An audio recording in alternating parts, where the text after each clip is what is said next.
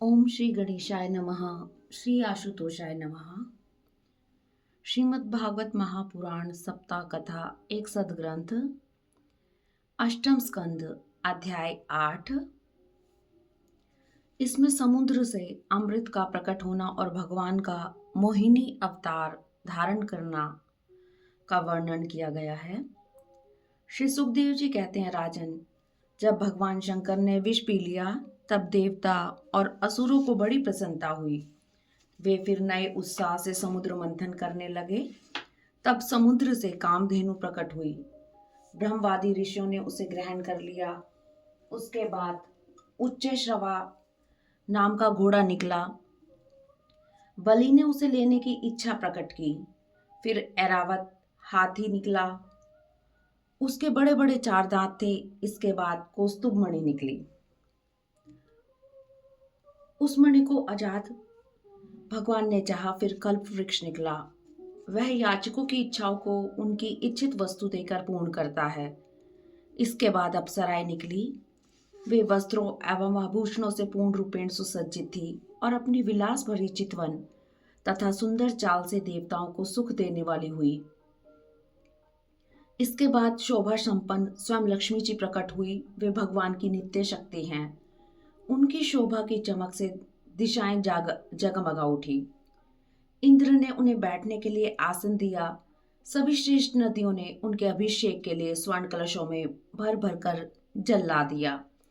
पृथ्वी ने औषधियां, गवों ने पंचगव्य और वसंत ने फल फूल दिए। इन पवित्र सामग्रियों से ऋषियों ने उनका विधि पूर्वक अभिषेक किया। गंधर्व लोग संगीत की तान छोड़ दिए और नर्तकियां नाच नाच कर गाने लगी। अनेकों प्रकार के वाद्य एवं गीत के इस समारोह में भगवती लक्ष्मी जी हाथ में कमल लेकर सिंहासन पर विराजमान हो गई। दिग्गजों ने जल भरे कलशों से उन्हें स्नान कराया। ब्राह्मण लोग वेद मंत्रों से पाठ कर रहे थे। समुद्र ने पीले रेशमी वस्त्र दिए। वरुण ने वैजंती माला, विश्वकर्मा जी ने आभूषण, सरस्वती जी ने मोतियों का हार, ब्रह्मा जी ने कमल और नागों ने कुंडल दे दिए। ब्राह्मणों द्वारा स्वस्ति वाचन पाठ कर चुकने पर लक्ष्मी जी अपने हाथों में माला लेकर सर्वगुण संपन्न पुरुषों के गले में डालने चली। गंधर्व, यक्ष, असुर, सिद्ध, चारण, देवता आदि में कोई भी उनके मन का पुरुष नहीं मिला। वे सोचने लगी, कोई तपस्वी तो है पर क्रोध पर वह विजय प्राप्त नहीं कर सका है। कोई ज्ञानी तो है पर अनासक्त नहीं। कोई महत्वशाली तो है पर काम को वह जीत नहीं सका। कोई ऐश्वर्य युक्त तो है पर दूसरों के अधीन है। किन्हीं में धर्म आचरण तो है पर प्राणियों के प्रति प्रेम नहीं है। कोई त्यागी तो है पर उनमें मुक्ति का कारण नहीं है। कोई वीर तो है पर काल के अधीन है। कोई महात्मा विषयों से अनासक्त तो है पर वे सदा अद्वैत तत्व में तल्लीन रहते हैं। किसी ऋषि ने लंबी आयु तो प्राप्त कर ली, किंतु उनका शील मंगल मेरे योग्य नहीं है। किन्हीं में शील मंगल दोनों है पर उनकी आयु का कुछ पता नहीं। कोई ऐसे अवश्य है जिसमें दोनों बातें हैं पर वे अमंगल वेशधारी हैं। किंतु एक भगवान विष्णु ही हैं जिसमें सारे मंगलमय गुण निवास करते हैं, किंतु वे मुझे चाहते ही नहीं। इस प्रकार सोच विचार कर अपने योग्य केवल भगवान विष्णु को ही पाकर उन्होंने उनके गले में माला पहना दी और उनके पास खड़ी हो गई। इसके बाद कन्या के रूप में वारुणी देवी प्रकट हुई। भगवान की अनुमति से दैत्यों ने उसे ले लिया। इसके बाद हाथों में अमृत कलश लिए भगवान धनवंती प्रकट हुए। जब दैत्यों की दृष्टि अमृत कलश पर पड़ी तब उन्होंने शीघ्रता से बलात् उस अमृत कलश को छीन लिया। वे समुद्र से निकली हुई सभी वस्तुओं को लेना चाहते थे। देवताओं का मन विषाद से भर गया। अब वे भगवान की शरण में आए।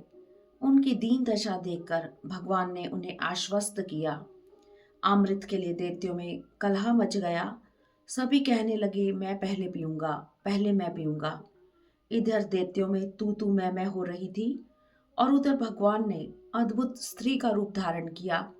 अपनी सल्लजित मुस्कान, नाचती हुई तिरछत बाहों और विलास भरी चितवन से मोहिनी रूपधारी भगवान दैत्य सेनापतियों के चित्त में बार बार काम उद्दीपन करने लगे। उनका सौंदर्य अवर्णनीय था। इस तरह अष्टम स्कंद का सप्तम अध्याय समाप्त हुआ। ओम नमो भगवते वासुदेवाय नमः। ओम नमो भगवते वासुदेवाय नमः। अध्याय 9, मोहिनी रूप से भगवान द्वारा अमृत बांटा जाना। श्री सुखदेव जी कहते हैं, परीक्षित, असुर आपस के सद्भाव और प्रेम को छोड़कर एक दूसरे की निंदा कर रहे थे और डाकू की तरह एक दूसरे के हाथ से अमृत का कलश छीन रहे थे।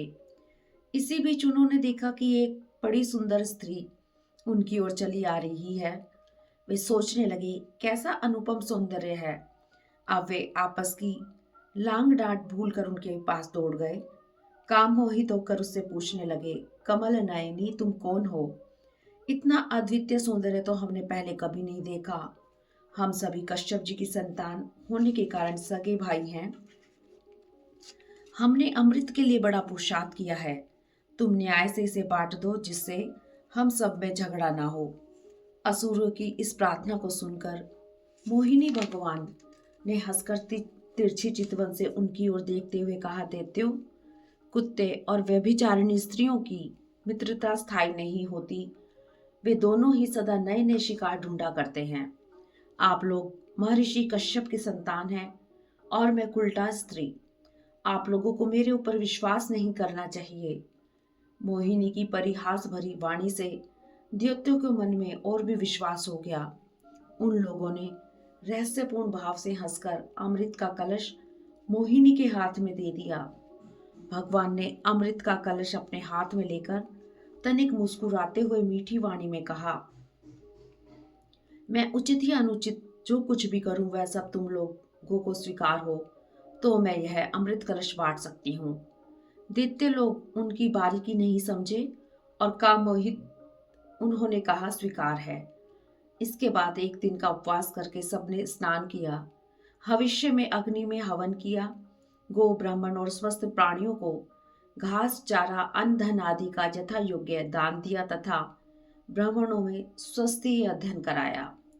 नए नए वस्त्र और आभूषण धारण करके देवता और दानव कुशासनों पर बैठ गए। हाथ में अमृत का कलश लेकर मोहिनी सभा मंडप में आई। सबके सब मोहिनी के रूप पर मोहित हो गए। भगवान ने देवता और असुरों की अलग अलग पंक्तियां बना दी और उन्हें बिठा दिया। अमृत का कलश हाथ में लेकर भगवान दैत्यों के पास चले गए।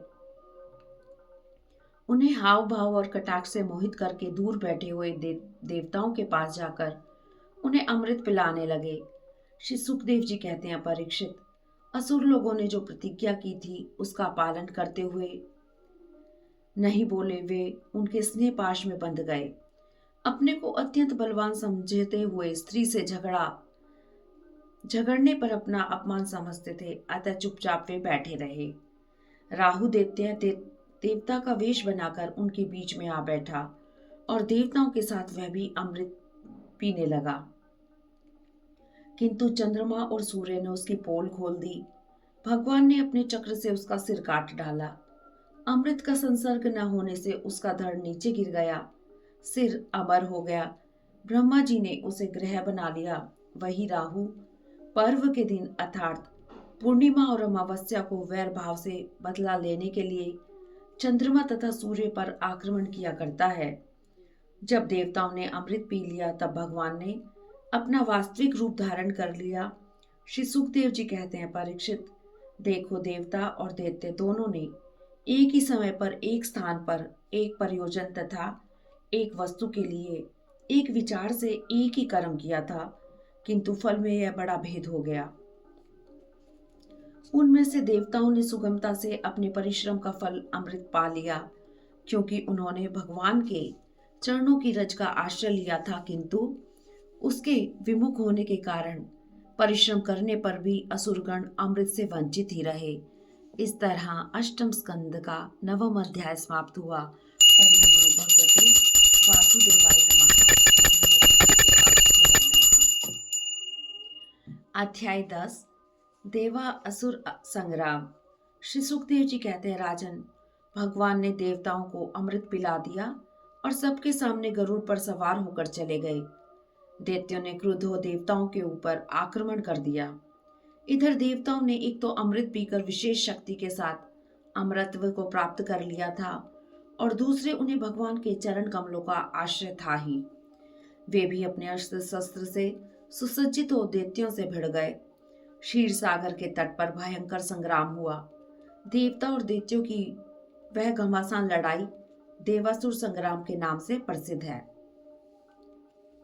असुर और देवता रणभूमि में द्वंद्व युद्ध और सामूहिक आक्रमण द्वारा एक दूसरे से भिड़कर परस्पर विजय की इच्छा से उत्साहपूर्वक तीखे बाण, तलवार और भालों से प्रहार करने लगे।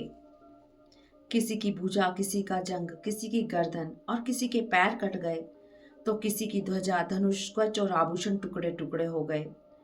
उनके चरणों की धमक और रथ के पहियों की रगड़ से पृथ्वी खुद गई, परंतु थोड़ी ही देर में खून की धारा से भूमि आप्लावित हो गई और कहीं धूल का नाम भी न रहा। युद्ध भूमि कटे हुए सिरों से भर गई। दैत्यराज बलि ने 10 बाण इंद्र पर, 3 बाण उनके वाहन ऐरावत पर, 4 ऐरावत के 4 चरण रक्षकों पर और एक मुख्य महावत पर इस प्रकार कुल 18 बाण छोड़ दिए। इंद्र ने बड़ी फुर्ती से उतरते ही तीखे बाणों से उनको वहां तक पहुंचने से पहले ही काट डाला। राजा बलि और चिढ़ गए। उन्होंने एक बहुत बड़ी शक्ति, जो बड़े भारी लूके के समान जल रही थी, उठाई, किंतु अभी वे उनके हाथ से छूटने नहीं पाई थी कि इंद्र ने उन्हें भी काट डाला। देवताओं की सेना के ऊपर एक पर्वत प्रकट हुआ। उस पर्वत में दानव ने जलते हुए वृक्ष और तीखी धार वाले शिखरों के साथ नुकीली शिलाएं गिरा दी। इससे देवता की सेना चकनाचूर होने लगी। उसी समय ऐसा जान पड़ा जैसे कि समुद्र में बड़ी बड़ी लहरें उठ रही हों। वह अपनी मर्यादा छोड़कर देवसेना के ऊपर उमड़ा जा रहा है। अब इंद्र आदि देवताओं ने बलि की माया का प्रतिकार करने का बहुत उपाय किया, किंतु कुछ भी न सूझा। इस प्रकार असुरों में शक्ति अधिक होने से देवता उनके आगे टिक नहीं पा रहे थे, तो उन्होंने भगवान को स्मरण किया। भगवान गरुड़ पर सवार होकर आ गए। परम पुरुष परमात्मा के प्रकट होते ही असुरों की छलमयी माया समाप्त हो गई। भगवान ने को देखकर सिंह पर बैठा हुआ काल नेमी दैत्य उन पर अपना त्रिशूल चला दिया। भगवान ने उसके त्रिशूल से ही काल नेमी और उसके वाहन दोनों को मार डाला। इसी प्रकार माली, सुमाली और माल्यवान नामक बलवान दैत्यों का भी भगवान ने अपने चक्र से संहार कर दिया। इस तरह अष्टम स्कंद का 10वां अध्याय समाप्त हुआ। ओम नमो भगवते वासुदेवाय नमः। ओम नमो भगवते वासुदेवाय नमः। अध्याय 11, देवासुर संग्राम की समाप्ति। श्री सुखदेव जी कहते हैं, परीक्षित, भगवान की अहेतु की कृपा से देवताओं की घबराहट जाती रही। उनमें नवीन उत्साह का संचार हो गया। पहले इंद्र, वायु आदि देवगण जिन जिन देवों से आहत हुए थे, उन्हीं के ऊपर अब वे पूरी शक्ति से प्रहार करने लगे। बड़ा भयंकर युद्ध हुआ। देवता लोग असुरों का संहार करने लगे। इंद्र ने बलि पर अपने अमोघ वज्र का प्रहार किया। उसकी चोट से बलि पंख कटे हुए पर्वत के समान अपने विमान के साथ पृथ्वी पर गिर पड़े। बलि का मित्र जंभासुर वहां आया और बड़े वेग से अपनी गदा उठाकर इंद्र की हंसली पर प्रहार किया और महाबली ऐरावत पर भी एक गदा जमा दी। ऐरावत मूर्छित हो गया। उसी समय इंद्र का सारथी मातली 1000 घोड़ों से जुता हुआ रथ ले आया और शक्तिशाली इंद्र तुरंत रथ पर सवार होकर अपने वज्र से जंब का सिर काट डाला। जंभासुर की मृत्यु का समाचार सुनकर उनके भाई नमूची, बल और पाक झटपट रणभूमि में आ पहुंचे। उन्होंने इंद्र के ऊपर बाणों की झड़ी लगा दी। इंद्र ने शत्रुओं को मार डालने के लिए वज्र से आक्रमण किया और बल तथा पाक के सिर काट दिए। अपने भाइयों को मरा हुआ देखकर नमूची को बड़ा शोक हुआ। क्रोध से उसने इंद्र पर त्रिशूल चला दिया। इंद्र ने अपने बाणों से उसके टुकड़े टुकड़े कर दिए। इसके बाद उसने नमूची का सिर काट लेने के लिए उसकी गर्दन पर व्रज मारा, किंतु नमूची को खरोच तक नहीं आई। इंद्र आश्चर्यचकित हो सोचने लगे, जब पर्वत पांखों से उड़ते थे तब प्रजा का विनाश देखकर इसी व्रत से मैंने पर्वतों के पांख काट डाले थे। त्वष्टा की तपस्या का सार ही वृतासुर के रूप में प्रकट हुआ, उसे भी मैंने इसी व्रत से काट डाला। और भी अनेकों दैत्य को बहुत बलवान थे जो किसी अस्त्र शस्त्र से जिनके चमड़े को भी चोट नहीं पहुंचाई जा सकती थी, इसी व्रत से मैंने मार डाला था। वही मेरा व्रज मेरे प्रहार करने पर भी इस तुच्छ असुर को न मार सका, अतः यह बेकार है। उसी समय आकाशवाणी हुई, यह दानव सूखी या गीली वस्तु से नहीं मर सकता। इसे मैंने वरदान दिया था कि तुम्हें सूखी या गीली वस्तु से नहीं मारा जा सकता, अतः इंद्र इस दैत्य को मारने के लिए तुम कोई दूसरा उपाय करो। आकाशवाणी सुनकर इंद्र ने विचार किया कि समुद्र का फेन ना तो सूखा है न गीला, अतः इंद्र ने समुद्र के फेन से नमूची का सिर काट डाला। इसी प्रकार वायु, अग्नि, वरुण आदि दूसरे देवताओं ने भी अपने अस्त्र शस्त्रों से विपक्षियों को मार गिराया। इधर ब्रह्मा जी ने देखा कि दानवों का तो सर्वदा नाश हुआ जा रहा है। तब उन्होंने देव ऋषि नारद को देवताओं के पास भेजा और नारद जी ने जाकर देवताओं को लड़ने से रोक दिया। देवता लोग स्वर्ग को चले गए। युद्ध में बचे हुए दैत्यों ने देव ऋषि नारद की सम्मति से इंद्र के व्रज की चोट खाए हुए बलि को लेकर अस्ताचल की यात्रा की। वहां शुक्राचार्य ने अपनी संजीवनी विद्या से गर्दन आदि अंगों के न कटे हुए असुरों को जीवित कर दिया। शुक्राचार्य के स्पर्श से इंद्र की बलि की इंद्रियों में चेतना और मन में स्मरण शक्ति आ गई। ज्ञानी होने के कारण पराजित होने पर भी बलि को किसी प्रकार का खेद नहीं हुआ। इस तरह अष्टम स्कंद का 11 अध्याय समाप्त हुआ। ओम नमो भगवते वासुदेवाय नमः। अध्याय 12 मोहिनी रूप को देखकर महादेव जी का मोहित होना। श्री सुखदेव जी कहते हैं, परीक्षित, जब भगवान शंकर ने सुना कि हरि ने स्त्री का रूप धारण करके असुरों को मोहित कर लिया और देवताओं को अमृत पिला दिया, तब वे सती देवी के साथ बैल पर सवार हो समस्त भूत गणों को लेकर भगवान के निवास स्थान पर आ गए। भगवान श्री हरि ने सती देवी और भगवान शंकर का स्वागत किया।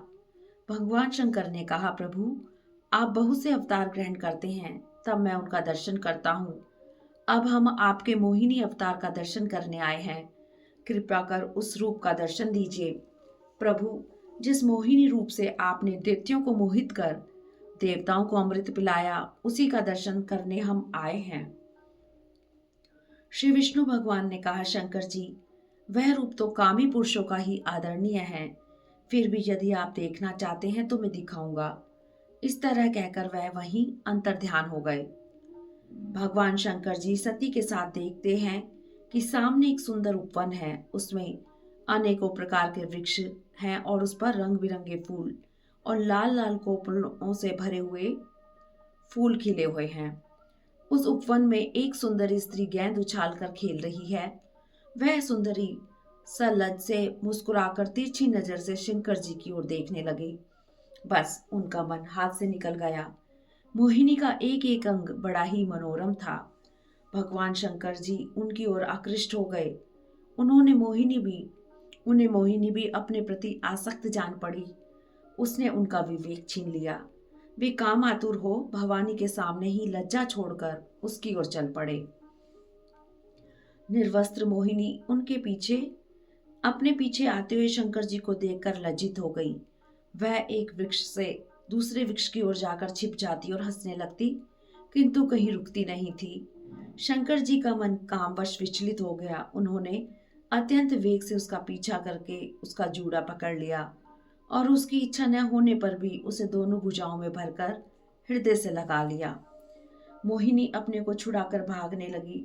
शंकर जी ने पीछा किया। यद्यपि शंकर जी का वीर्य अमोघ है, फिर भी मोहिनी की माया से वह स्खलित हो गया। उनका वीर्य पृथ्वी पर जहां जहां गिरा वहां वहां सोने चांदी की खाने बन गई। वीर्यपात हो जाने के बाद उन्हें अपनी स्मृति हुई। वे तुरंत उस दुखद प्रसंग से अलग हो गए। भगवान शंकर ने देखा भगवान ने देखा कि शंकर जी को इससे विषाद या लज्जा नहीं हुई। वे पुरुष शरीर से फिर प्रकट हो गए और प्रसन्नता से कहने लगे, देव शिरोमणि, मेरी स्त्री रूपी माया से विमोहित होकर भी आप स्वयं ही अपनी निष्ठा में स्थित हो गए हैं। यह बड़े आनंद की बात है।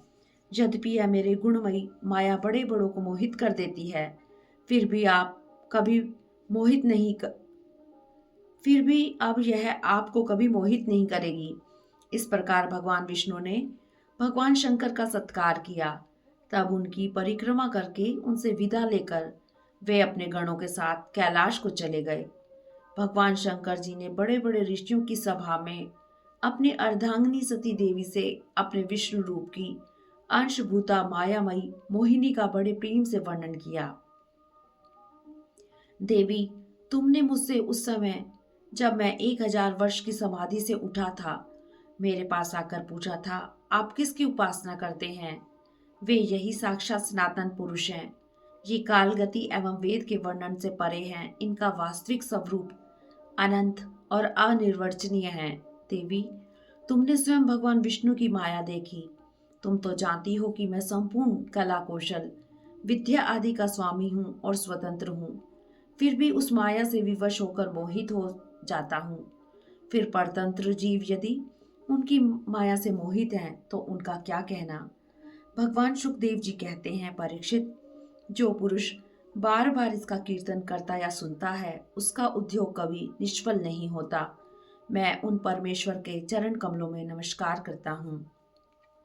इस तरह अष्टम स्कंद का 12वां अध्याय समाप्त हुआ। ओम नमो भगवते वासुदेवाय नमः। ओम नमो भगवते वासुदेवाय नमः। अध्याय 13, वर्तमान एवं आगामी 7 मनवंतरों का वर्णन।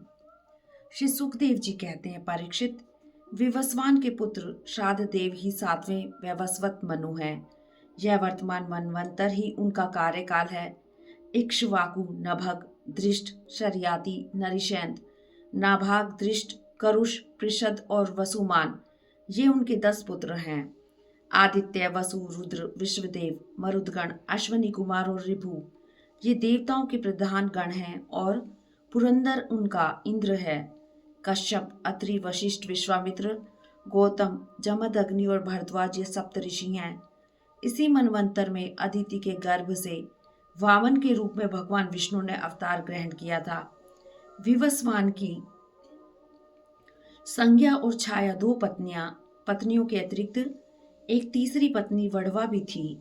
संज्ञा ने ही वड़वा का रूप धारण किया था। उससे दोनों अश्वनी कुमार हुए। 8वें मनवंतर में सावर्णी मनु होंगे। निर्माक, वीरजस्क आदि उनके पुत्र होंगे। सुतपा, विरजा और अमृत प्रभु नामक देवगण होंगे। इन देवताओं के इंद्र होंगे विरोचन के पुत्र बलि। गालव, दीप्तिमान, परशुराम, अश्वत्थामा, कृपाचार्य, श्रृंग और व्यास जी, ये 8वें मनवंतर के सप्तऋषि होंगे। इस समय ये लोग योग बल से अपने अपने आश्रम मंडल में स्थित हैं। देवगुह्य की पत्नी सरस्वती के गर्भ से सार्वभौम नामक भगवान का अवतार होगा। ये ही प्रभु पुरंदर इंद्र से स्वर्ग का राज्य छीनकर राजा बलि को दे देंगे। वरुण के पुत्र दक्ष, सावर्णी 9वें मनु होंगे। भूत केतु, दीप्ति केतु आदि उनके पुत्र होंगे। पार, मरीचि, गर्भ आदि देवताओं के गण होंगे और अद्भुत नाम के इंद्र होंगे। धुतिमत, प्रमुख आदि सप्त ऋषि होंगे। आयुष्मान की पत्नी अंबुधारा के गर्भ से ऋषभ के रूप में भगवान का कला अवतार होगा। अद्भुत नामक इंद्र उन्हीं की दी हुई त्रिलोकी का उपभोग करेंगे। 10वें मनु होंगे उपशलोक के पुत्र ब्रह्मा, सवर्णी। भूरिशेन आदि उनके पुत्र होंगे। हविष्मान, सुकृति, सत्य, जय, मूर्ति आदि सप्तऋषि होंगे। सुवासन, विश्वक्सेन के रूप में अंश अवतार ग्रहण कर शंभु नामक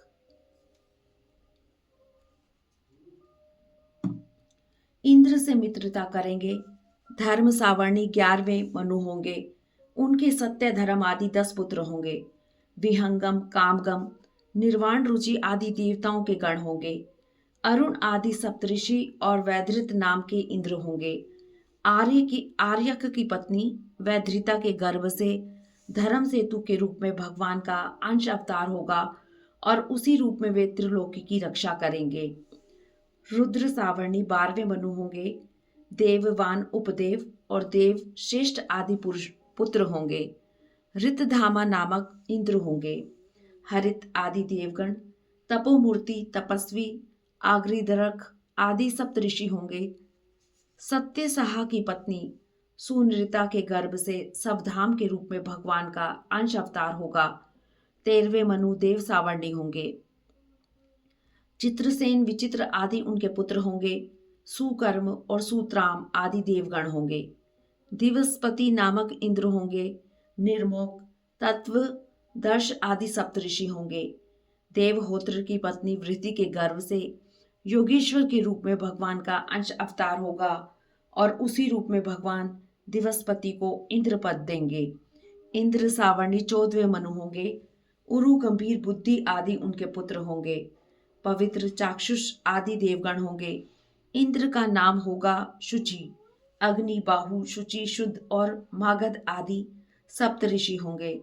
सत्रायण की पत्नी विताना के गर्भ से वृद्ध भानु के रूप में भगवान अवतार ग्रहण कर कर्म कांड का विस्तार करेंगे। ये 14 मनवंतर भूत, वर्तमान और भविष्य तीनों ही काल में चलते रहते हैं। इन्हीं से 1 सहस्त्र चतुर्युगी वाले कल्प के समय की गणना की जाती है। इस तरह अष्टम स्कंद का 13 अध्याय समाप्त हुआ।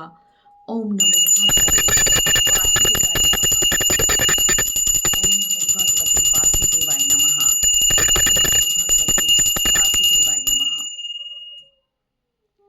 अध्याय 14 मनु आदि के पृथक पृथक कर्मों का निरूपण। राजा परीक्षित ने पूछा, भगवान, आपके द्वारा वर्णित ये मनुपुत्र सप्तऋषि आदि अपने अपने मनवंतर में किसके द्वारा नियुक्त होकर कौन कौन सा काम किया करते हैं, कृपा करके मुझे बताइए।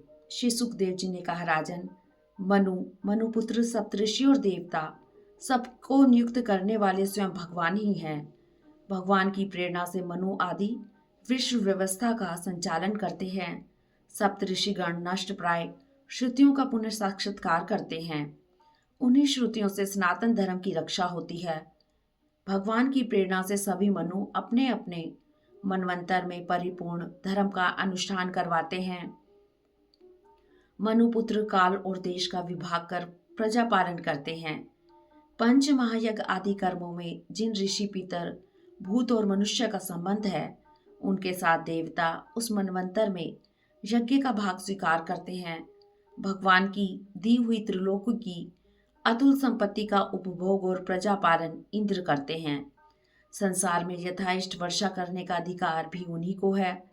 भगवान युग युग में सनक आदि सिद्धों का रूप धारण कर ज्ञान का, शाकवल्क्य आदि ऋषियों का रूप धारण कर कर्म का और दत्तात्रेय आदि योगेश्वरों के रूप में योग का उपदेश करते हैं।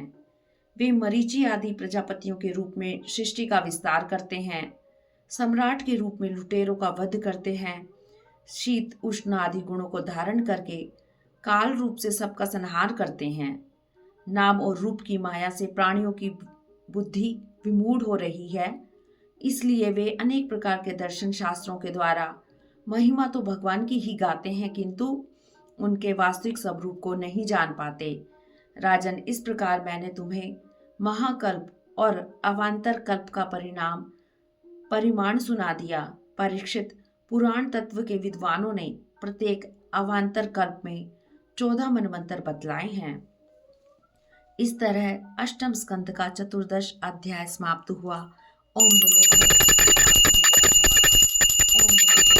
वासुदेवाय नमः। ओम नमो भगवते वासुदेवाय। वासुदेवाय हरे वासुदेवाय। वासुदेवाय हरे वासुदेवाय।